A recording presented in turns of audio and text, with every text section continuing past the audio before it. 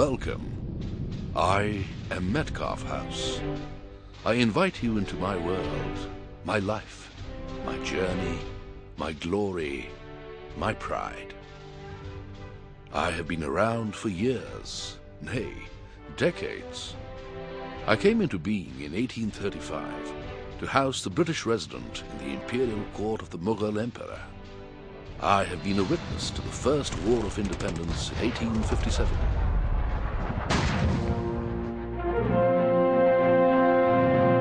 And the emergence of independent India thereafter in 1947.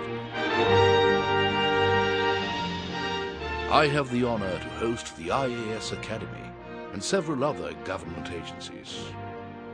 One such landmark agency was the Defense Research and Development Organization, the DRDO, which was established in the year 1958. DRDO is a singularly glorious chapter in my grand story. Today, half a century has passed by, and yet to me, it seems like only yesterday. Over the decades, I've always marveled at the sheer dedication of the organization's leading lights, admiring the drive of its scientists, rejoicing its triumphs and successes. In these 50 years, DRDO has truly emerged as a premier organization, crowned as one driven by the force of technology.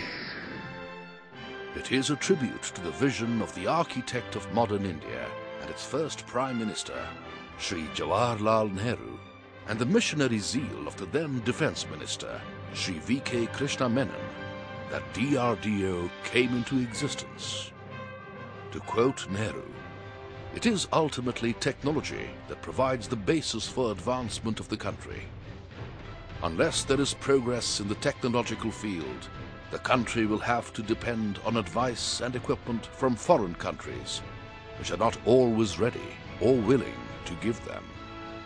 Dr. D.S. Kothari, a physicist of repute, was chosen to head the newly formed DRDO, assigned to function as designers and developers of equipment and systems to meet tri-service requirements. Ably assisted by Major General B.D. Kapoor, DRDO's first Chief Controller, Dr. Kothari effected the merger of the erstwhile Technical Development Establishments and the Defense Science Organization. The outcome was the first 10 laboratories which came into being. These, in their present avatar, are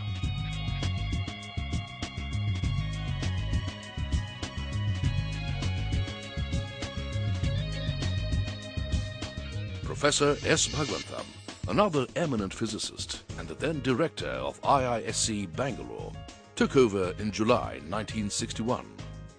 Equipment-oriented laboratories started veering around to the need for taking up applied research projects even before formulation of QRs by the services, largely due to Dr. Bhagwantham's efforts. 11 new laboratories got established in 1961.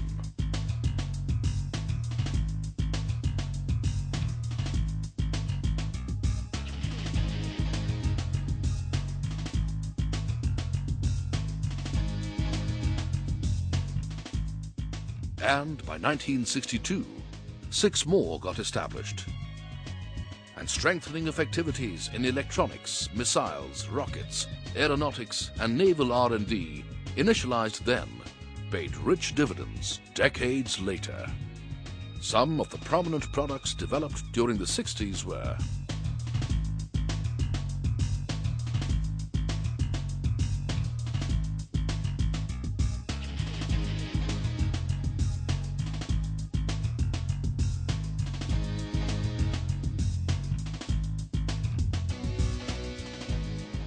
Dr. B.D. Nag Chaudhary, a nuclear physicist who was member science of the Planning Commission, took charge of the DRDO on the 1st of July 1970. He laid emphasis on building competence in 4 technology areas: aeronautics, missiles, electronics, submarine technology.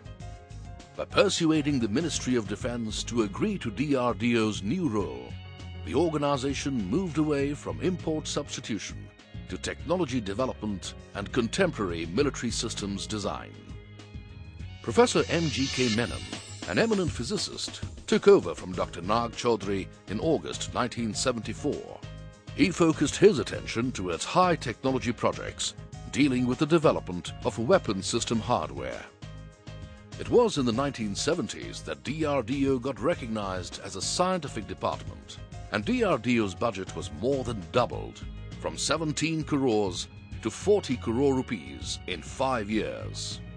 Dr. Raja Ramanna, who took over as the scientific advisor in July 1978, was able to get the Department of Defense Research and Development created in the MOD. He urged laboratories to take up technologically challenging projects, such as development of sonar systems and pilotless target aircraft. He fostered the concept of laboratory complexes to ensure optimum use of the facilities. During the 70s, several important products were developed and inducted into operational use by the services.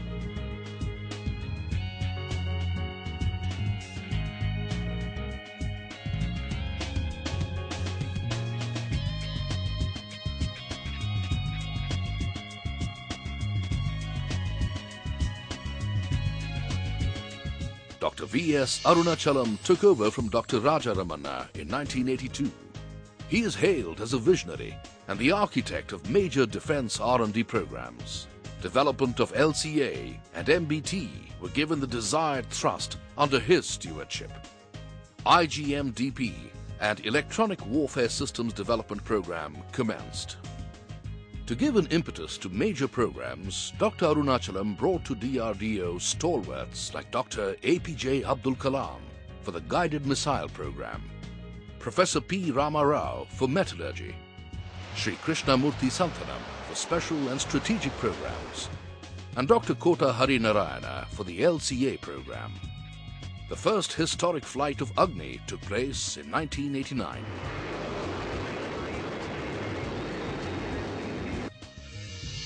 Dr. APJ Abdul Kalam, a manager par excellence, succeeded Dr. Arunachalam in 1992. He led the IGM-DP effort from the front, facing all odds, and came out a winner. As the head of DRDO, he gave to DRDO its vision and mission statements. In addition to getting the DRTC scheme implemented, he took up several societal missions, as his motto has always been, quote, "Let me use my brain to ease your pain." Conferred with the highest national award, the Bharat Ratna, Dr. Kalam also supported the strategic projects then under progress. The testing of nuclear devices at Pokhran during 11th to the 13th of May 1998 made the world sit up and take note of emerging India ready with its strategic deterrence. Hailing the achievement, the then Prime Minister Shri Atal Bihari Vajpayee gave to India the slogan, "Jai Jawan, Jai Kisan, aur Jai Vigyan."